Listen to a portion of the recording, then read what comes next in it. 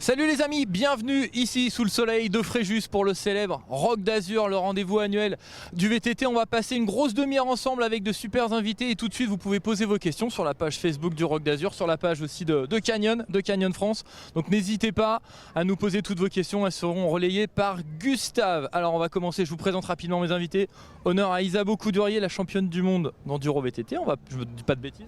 Enduro VTT, ouais, c'est bien ça. On va parler enduro dans quelques secondes. Steve Chenel qui rentre à l'instant de l'épreuve de gravel, il a 2-3 anecdotes à nous raconter je crois. Beaucoup moins que les 2 années précédentes, là il y a de l'anecdote. Et puis Rodolphe, le DG de Canyon France, on parlera matériel, de l'évolution, gravel, électrique, on va balayer un petit peu tout le matériel et puis l'importance qu'a ce rock pour Canyon, c'est tout ça? Ok, très bien, ça marche, avec plaisir. Allez les garçons, honneur aux filles, on a une championne du monde avec nous en plateau, Isabeau Coudurier. Donc l'enduro VTT, en 2 mots, rappelle-nous ce que c'est comme discipline l'enduro et en quoi ça consiste. Donc du coup moi je fais souvent le parallèle avec le rallye automobile, c'est un petit peu le même principe. On a ce qu'on appelle des spéciales. Les spéciales c'est les descentes sur notre parcours. Et nous en fait ce qui est chronométré c'est les descentes. Donc c'est vraiment là-dessus qu'il faut être performant. Et ensuite comment on arrive à une descente en VTT? Forcément il faut y aller, il faut aller au départ.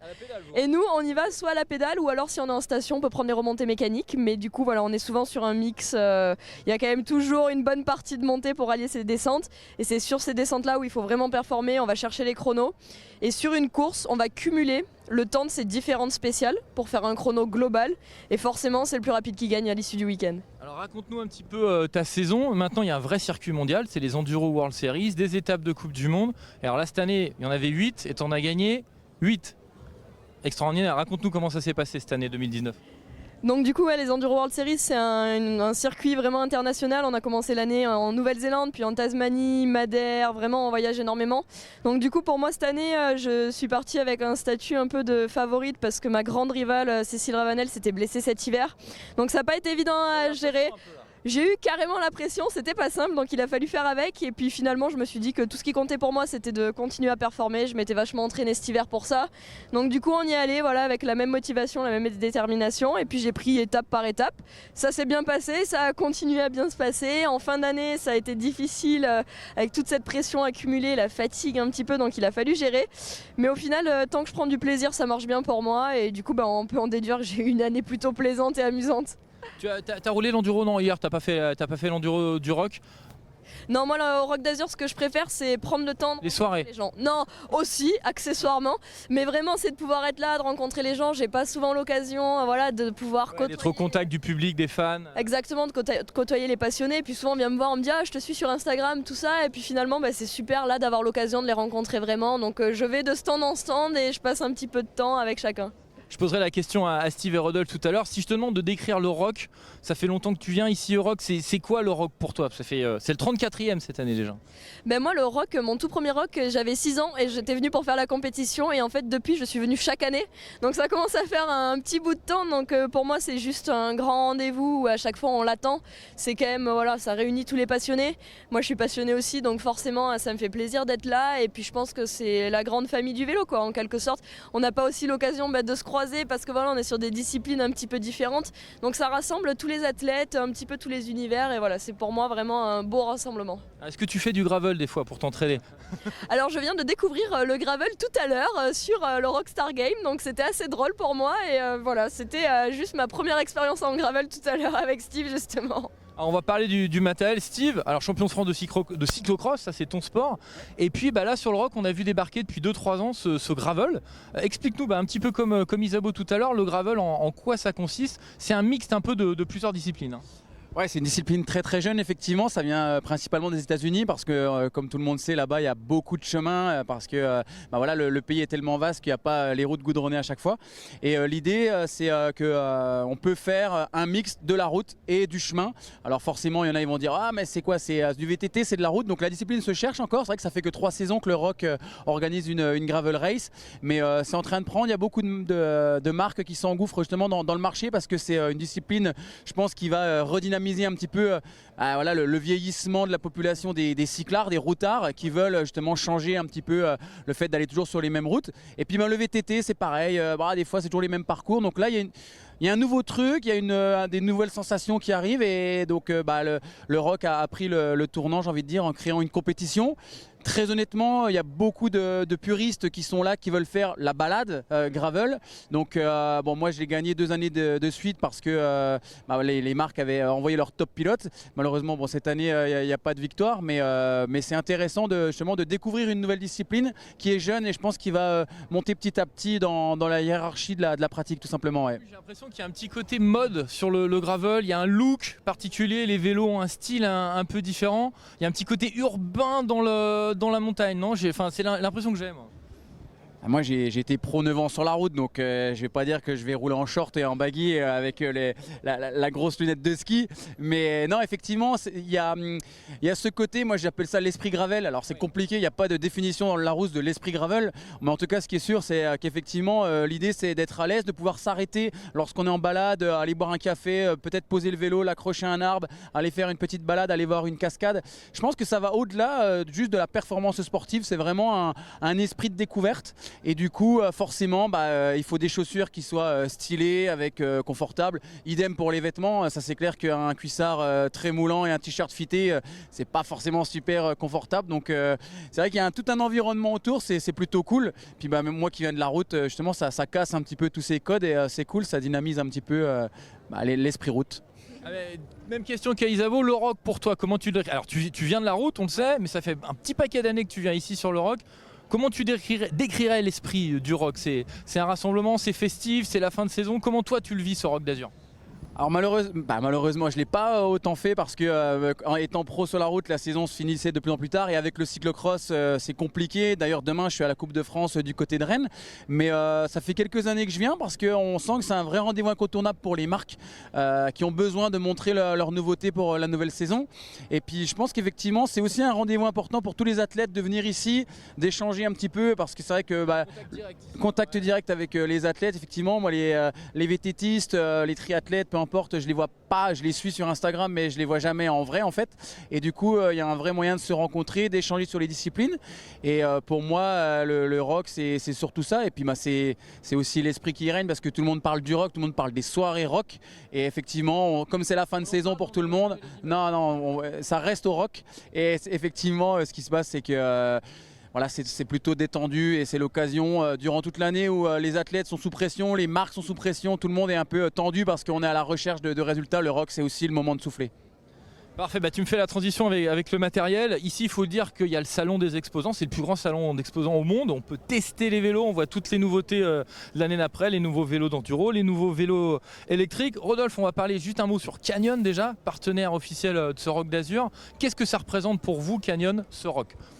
Pour nous, ce rock, c'est l'alchimie parfaite, effectivement, comme l'ont décrit nos 2 invités, entre l'aspect sportif, l'aspect communautaire aussi, l'aspect effectivement matériel, la possibilité de faire présenter nos produits. Il y a un timing parfait parce qu'effectivement, c'est la fin de saison, donc on a la chance d'avoir tous nos athlètes et tous les athlètes des autres marques. Et en plus, on a la chance d'être à Fréjus quand même, ce qui n'est pas négligeable au mois d'octobre. La mer est à 200 mètres, effectivement. Tout le monde est là, tout le monde vient célébrer un peu la fin de saison aussi, que ce soit les pratiquants, nos athlètes, nos clients, même nous les marques. Et c'est vrai qu'il y a un côté très festif, et à ma connaissance c'est un événement unique dans ce sens, effectivement le côté festif du vélo, fête du vélo. Et ce que j'apprécie particulièrement depuis quelques années, c'est l'ouverture aussi du Rock d'Azur sur de nouvelles disciplines. On a parlé du gravel, on voit beaucoup de routiers, on a vu quelques routiers pros aussi qui ont participé aux épreuves, etc. Et ça c'est vraiment, je pense, unique. On a voulu se positionner il y a 7 ans en tant que partenaire majeur pour continuer à dynamiser et développer cet événement. Alors on va voir sans doute quelques images, les gens peuvent essayer des vélos aussi, ça c'est sympa, il y a le Canyon Test Center qui est juste derrière, ils peuvent venir essayer les nouveautés. Et si on dit quelques mots de l'évolution, alors le marché du cycle se porte globalement super bien, il y a de plus en plus de vélos, il y a des gens qui vont travailler de plus en plus en vélo, c'est super. Sportivement, c'est quoi l'évolution? On a parlé du gravel avec Steve, il y a le vélo électrique aussi, le VAE, ça fait déjà un paquet d'années que ça arrive, c'est arrivé chez Canyon, c'est une vraie révolution, c'est plus une évolution, c'est une révolution le vélo électrique. Vélo électrique, c'est une vraie révolution dans la mesure où ça ouvre vraiment le marché du cycle et la pratique du vélo à une population qui à la base n'était pas tentée de pratiquer le vélo ou plus tentée de pratiquer le vélo. Donc dans ce sens, effectivement, c'est pour nous une vraie belle opportunité aussi de partager notre passion et de partager cet engouement du matériel, du beau matériel et de l'échange sur un événement comme le Rock d'Azur à un plus grand nombre de personnes. Donc ça c'est vraiment chouette. Et puis c'est vrai que l'aspect technologique sur le marché du cycle est en perpétuelle évolution. Peut-être si on fait un parallèle par rapport à l'automobile, peut-être même encore plus que dans l'automobile. Donc c'est vrai que l'accessibilité à la pratique est vraiment favorisée par le matériel aujourd'hui, un peu comme dans le ski.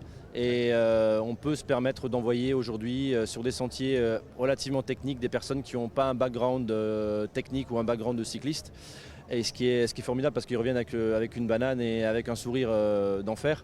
Et pour nous en tant que marque, justement la possibilité de tester, de revoir les gens par la suite lorsqu'ils sont testés 1 heure ou 2 heures après, revenir avec un grand sourire et l'opportunité de leur avoir permis de découvrir quelque chose de nouveau, c'est assez exceptionnel, quoi.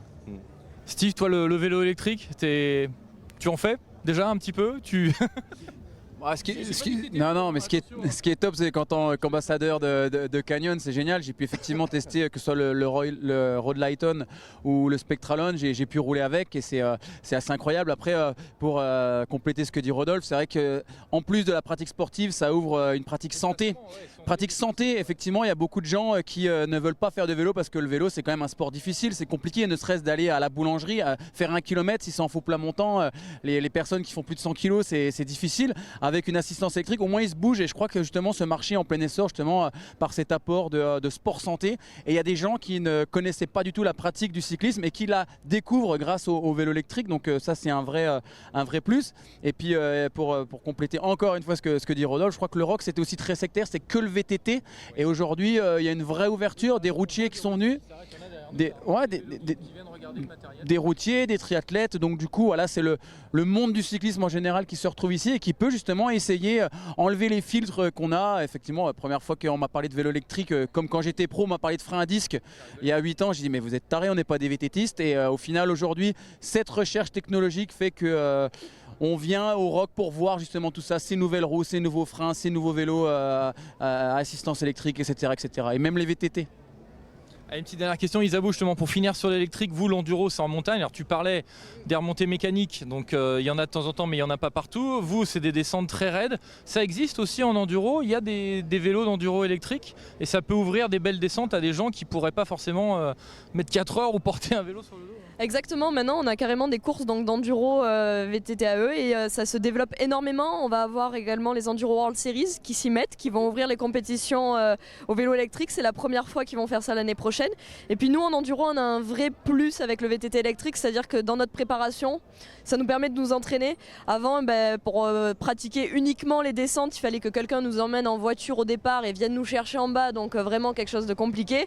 Aujourd'hui, au lieu de faire des navettes en voiture, on peut prendre le vélo électrique, aller faire quelques rotations et vraiment passer du temps à travailler les descentes, donc c'est un plus. Et moi je le vois vraiment aussi, comme disait Steve, ça permet d'ouvrir les possibilités aux gens qui ne pourraient pas forcément en faire d'habitude. Par exemple moi, ma maman peut prendre le vélo électrique et venir s'entraîner finalement avec moi, et en fait c'est moi qui subis.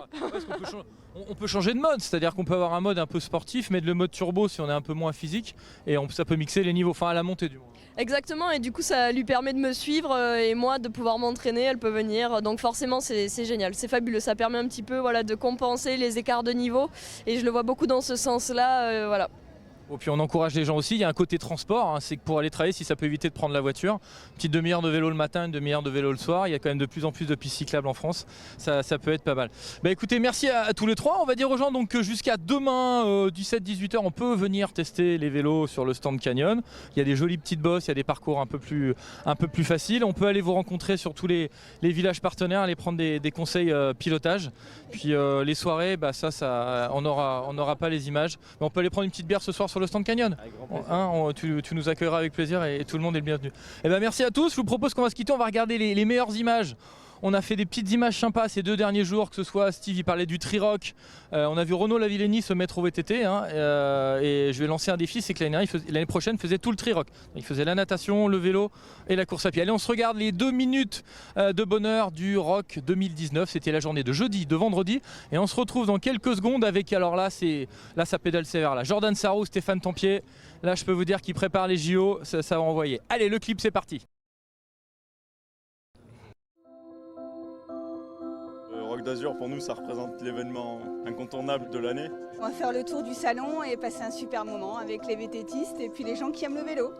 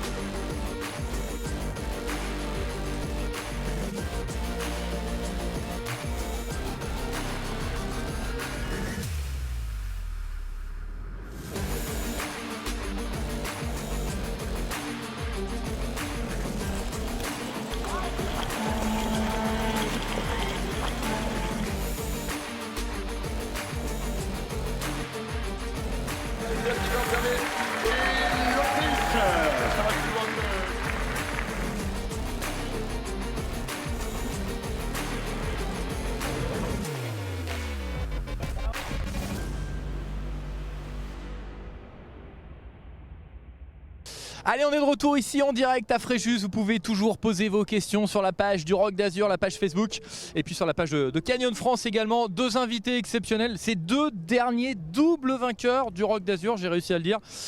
Stéphane Tempier, ça va Stéphane, la forme ? Ouais, bien, bonjour à tous. Et puis Jordan Sarrou. Jordan ? Bonjour à tous. Alors, on va parler du rock, mais on va parler de votre actualité qui est assez brûlante. Stéphane, cette année, une fin de saison en apothéose, médaille de bronze au championnat du monde du côté de Mont-Sainte-Anne. Les Français, ça a été extraordinaire, un carton plein. Raconte-nous un petit peu ce joli podium. Ouais, voilà, c'est vraiment le point d'orgue de la saison, hein. C'est le mondial, c'est ma première médaille en championnat du monde, donc ça fait plaisir. À 33 ans, voilà, il y a un moment, je l'attendais quand même, on va dire il fallait, mais non, franchement, voilà, un beau championnat et puis aussi une belle saison en Coupe du Monde. Voilà, c'est une saison pré-olympique, les Jeux olympiques l'année prochaine qui se précisent, donc c'est vrai que c'est une grosse... voilà, il y a aussi pas mal de choses, il y a aussi le changement d'équipe qui arrive, donc c'était une année Fallait pas la rater. assez complète, mais voilà, j'ai envie de dire qu'elle était bien menée. Ouais. Jordan, cette année, donc toi tu fais 5e si j'ai bien regardé du classement général de la Coupe du Monde. C'est quoi? C'est ton meilleur ranking au général, hein? Oui, j'égale mon meilleur ranking en 2017 aussi. J'avais été 5e du général de la Coupe du Monde. Et oui, voilà, une saison régulière et souvent présent dans le top 10 et top 5. Ouais. Alors c'est de bon augure, je crois que si je dis pas de bêtises, vous rentrez du Japon. Donc Tokyo 2020, c'est l'année prochaine, c'est dans quelques mois, c'est dans 1 an on va dire. Vous avez fait les pré-olympiques. Comment ça s'est passé? Je crois que ça s'est pas mal passé en classement, un peu 4e, c'est ça? Oui, voilà, je fais 4e, mais on était venu aussi là pour prendre le max d'informations pour l'an prochain. Et ça a été un succès, une belle semaine avec l'équipe de France et on a pris le max d'infos. Ouais. Alors ce parcours, donc le parcours est déjà tracé pour l'année prochaine, pour Road 2020. Un petit mot sur ce parcours, c'est assez original j'ai l'impression. Voilà, ouais, c'est qu'on est encore sur un... Moi j'avais pu voir Londres, hein, donc il y a un petit paquet d'années, c'était vraiment un parcours tout artificiel à Londres. Et là on est vraiment sur un parcours alors encore original dans le sens artificiel, mais aussi quand même mêlé avec du naturel, qu'on avait rarement trouvé aux Jeux Olympiques. Ouais. Pas mal, un peu des dévers, des choses qu'on retrouve rarement maintenant sur les circuits Jeux Olympiques.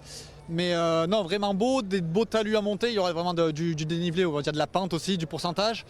Et c'est quelque chose engagé aussi évidemment techniquement, hein, le rock garden, le passage de rochers, mais c'est Je trouve que c'est vraiment complet et c'est un beau parcours qui donnera, je pense, une belle course d'après ce qu'on a pu voir au Test Event. Et c'est une première, on va dire, organisation qui permet de donner un peu pas trop au public parce qu'ils en sortent pas beaucoup, mais nous, notre ressenti à nous pour savoir comment ça peut se dérouler l'année prochaine. Jordan, ça donne envie. Qu'est-ce que ça change justement une année pré-olympique pour toi? Qu'est-ce que ça va changer on va parler du rock après bien sûr. Qu'est-ce que ça va changer?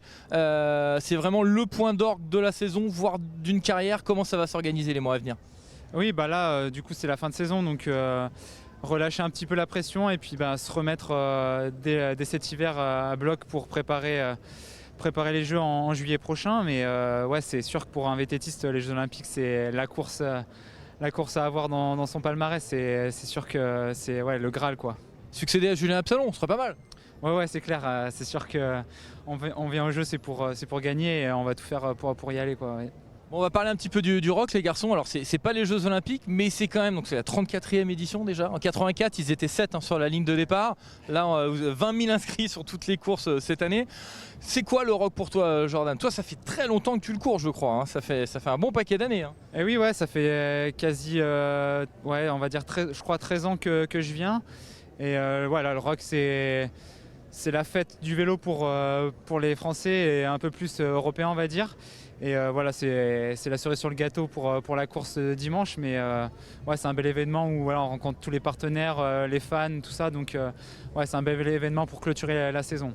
Bon, Stéphane, il n'y aura pas de 3e victoire, je crois que demain tu pourras le départ. Non, voilà, c'est vrai que j'avais prévu de couper un peu avant, et puis avec le retour du Japon, le décalage horaire, tout ça, j'en avais assez, on va dire. Donc non, puis j'aime bien aussi, comme il y a 2 ans, en profiter un peu de l'extérieur, donc c'est le vélo, je l'ai laissé à la maison en fait.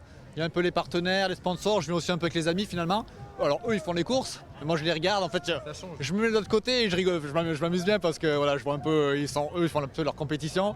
Et puis moi c'est un peu le monde à l'envers on va dire, mais c'est bon à savoir. Puis au rock il y a aussi un peu les soirées ce côté-là, il y a un peu une bonne ambiance festive, il y a plein de choses. Et moi c'est vrai que ça fait longtemps que je viens ici. Et quand tu me demandes le souvenir, c'est vrai que je me rappelle, moi j'avais déjà fait Ramatuel sur l'ancien site quand j'étais les courses peut-être en Benjamin. Donc t'étais pas dans les 7 quand même à 84? Non, quand même pas, j'étais pas encore né, mais non, pour dire voilà, c'est vrai que ça a bien énorme. J'ai quand même vu grossir finalement l'événement, et puis c'est le rendez-vous de la fin d'année, et puis c'est vrai qu'on va dire le lieu aussi c'est une belle chose parce qu'on vient en fin d'année, short t-shirt pour avant de rentrer à la maison et puis attendre la neige on va dire quoi. C'est ce que j'allais te demander. Comment tu te prépares? Donc là, tout à l'heure, on parlait VTT, il y a de la route, il y a du gravel, il y a le vélo électrique. Alors bêtement, est-ce que vous faites d'autres disciplines de vélo dans votre préparation? Est-ce que je vais vous poser la question à tous les deux? Bien sûr, ouais. Enfin, moi je roule pas mal en enduro des fois l'hiver, avec le vélo d'enduro, ça peut arriver cyclocross, alors j'en fais pas tant que ça, j'ai quand même un vélo à la maison, c'est pas ma grande discipline de prédilection, mais j'en fais quand même. Après évidemment route, VTT, moi j'ai même un vélo trial à la maison, donc j'aime bien le vélo trial, j'en fais un peu l'hiver, quand j'ai un peu le temps, voilà, et il y a pas mal de disciplines, c'est ça qui est beau dans le vélo, c'est qu'on peut s'amuser un peu avec plein de types de vélos partout, et puis on part direct de la maison et on est direct dans la nature, et c'est ça qui est bien quoi. Jordan, même question, est-ce que tu t'ouvres à d'autres pratiques, que ce soit pour le plaisir peut-être ou pour l'entraînement, du vélo? Oui, du vélo, VTT déjà en première. Oui, quand même. Après, oui, on fait pas mal de vélo de route en prépa, et puis l'hiver aussi, un peu de e-bike, c'est sympa aussi, c'est un autre pilotage, et aussi pour la récupération, après les courses, c'est sympa de pouvoir rouler un peu en électrique, faire tourner les jambes, et puis découvrir aussi, d'aller plus loin dans des tours qu'on n'a pas l'habitude d'aller, parce qu'on ne peut pas y aller aussi loin en musculaire, on va dire. Et c'est sympa de pouvoir découvrir des autres endroits. Ouais. Tu prends des fois la remontée mécanique pour dire j'ai juste envie de kiffer aujourd'hui, de faire un peu de descente et j'ai pas envie de me faire les 2000 mètres de dénive ou... Oui, ça arrive quelques fois dans l'année quand on a envie de s'entraîner qu'en descente, de faire que de la technique. Ouais. Et ça arrive pas beaucoup de fois, mais ça arrive. Bon, le record du nombre de victoires, je crois que c'est Miguel Martinez avec 3 victoires sur le Rock d'Azur. T'en es à 2. Stéphane, il est pas là demain pour te faire la guerre. T'as des petites ambitions, je te le demanderai demain sur la ligne de départ, mais t'es venu là vraiment en touriste ou une 3e victoire serait bien là hein? Ouais, c'est sûr qu'une 3e victoire ce serait pas mal, mais on revient de Tokyo, comme disait Steph, on revient de Tokyo, le décalage horaire est un peu difficile, mais voilà, je veux pas me prendre la tête, c'est pas un objectif, c'est juste cerise sur le gâteau s'il y a victoire, mais ça serait cool de pouvoir le gagner. Ouais. On a l'impression, alors là, il y avait l'équipe de France de VTT aux mondiaux, donc il y a la descente, il y a le cross-country, il y a les garçons, les filles, les juniors, il y a Vous arrivez à vous rencontrer un petit peu parce que là les résultats ils ont été exceptionnels cette année avec Loïc Brunier en descente, ta médaille en junior des victoires. Vous sentez qu'il y a un état d'esprit qui mène à la victoire là? Ouais, bien sûr, c'est vrai que les disciplines, on se retrouve déjà toute l'année sur les Coupes du Monde, donc on se côtoie. Et puis là même au championnat du monde, on a les deux maisons un peu différentes, mais un peu à côté. Et puis on se connaît, que ce soit le staff de la descente, Loïc Bruni évidemment, Loris Vergier. On a quand même des affinités parce que finalement tout le monde s'entend bien. Et c'est vrai que ça fait aussi quand même une belle émulation. Et non, franchement, c'est une belle équipe de France. Puis même dans le cross, déjà entre les catégories, tout ça. On a un beau. Tout le monde s'entend bien, il y a vraiment une belle cohésion de groupe et c'est ça qui fait plaisir dans notre belle équipe de France de VTT. Ouais. Bon alors demain c'est le Rock d'Azur. Les gens qui nous regardent, vous êtes double vainqueur, vous allez leur donner des tuyaux. Toi tu fais pas la course, mais là vous connaissez le parcours par cœur, la descente du Fournel, le Bougnon. Allez, ceux qui nous regardent, ils vont pas jouer la gagne, mais bon, s'ils veulent battre leurs potes, quelques petits tuyaux, quelques petits conseils sur ce parcours très sélectif du Rock d'Azur. Faut partir fort. Qu'est-ce qu'il faut faire pour faire une bonne place demain matin là? Ouais, alors là. Faut pas crever déjà, ouais. Ouais, alors faut pas crever déjà, c'est vrai. Non, c'est vrai, déjà éviter les problèmes mécaniques, c'est le point principal. On va bien gérer, bien boire, parce qu'il fait quand même assez chaud quand même. Bien boire, manger aussi, voilà, ça permet de faire une bonne gestion de course. Et derrière, comme on dit le dicton, c'est un peu je pars à fond, un bloc au milieu et on sprint à l'arrivée, quoi. Pose pas de questions non plus, quoi. Jordan, t'as un tuyau, toi c'est quoi? C'est dans le Bougnon que pour les pros c'est dans le Bougnon que ça joue là-bas, c'est là que la différence se fait, ou dans le sable là-bas en galère sur la plage avant d'arriver sur la base nature, la diff ça se fait où demain? Il y a quelques points clés où ça peut faire la différence. Je dirais que il y a quelques. Le col du Bougnon, pas forcément parce que c'est très court. Ouais, c'est là où par contre c'est un lieu mythique, mais c'est l'Alpe d'Huez du VTT parce qu'il y a la foule. Mais c'est pas si dur que ça pour vous. Non, voilà, c'est après surtout dans les balcons là, avant d'arriver sur la plage. C'est là que on commence à pouvoir faire la différence et jouer sur autant en montée qu'en descente. Donc pour vous ce soir, si toi tu fais pas la course demain, donc pas de soirée pour toi ce soir. Ah quand même. Bon merci les garçons de nous avoir rejoints. Donc on va dire aux gens qui nous ont regardés, donc le salon du Rock d'Azur il est ouvert jusqu'à demain. Vous pouvez rencontrer des champions, aller discuter avec eux. Ce qui est sympa ici, c'est qu'il y a une vraie proximité. Là je crois que vous allez sur le stand de la fédération. Voilà, on va sur le stand de la Fédération française de cyclisme là tout de suite avec il y aura toute l'équipe de France de cross-country olympique. Et voilà, séance de dédicace et puis... si vous nous regardez, vous voulez les voir en vrai, leur poser des questions en vrai, les deux super athlètes de l'équipe de France de cross-country olympique, vous pouvez les rencontrer. Si vous faites la course, on vous souhaite de passer une super course demain. Si vous voulez essayer des vélos, Canyon c'est juste derrière. Il y a des vélos électriques, il y a des vélos gravel, il y a du cross-country, il y a de l'enduro, il y a même des gros vélos de DH si on va aller dans le massif. Écoutez, merci à tous de nous avoir suivis. Le Rock d'Azur c'est jusqu'à demain soir. Et puis on sera dès demain sur le Rock. Et puis Jordan, nous on mise sur toi. Hein. Ok, t'es venu en direct, normalement on porte chance. Donc demain on se retrouve, ça part à 9h30, 40 km. Allez, avant 11h30 t'es sur la base nature, c'est ça? Oui, voilà, on va essayer de faire 2h15. Je pense que ça se joue en 2h15 la gagne. 2h15. Ouais. Allez, merci de nous avoir suivis. Bon Rock d'Azur, let's rock. Salut, bye bye.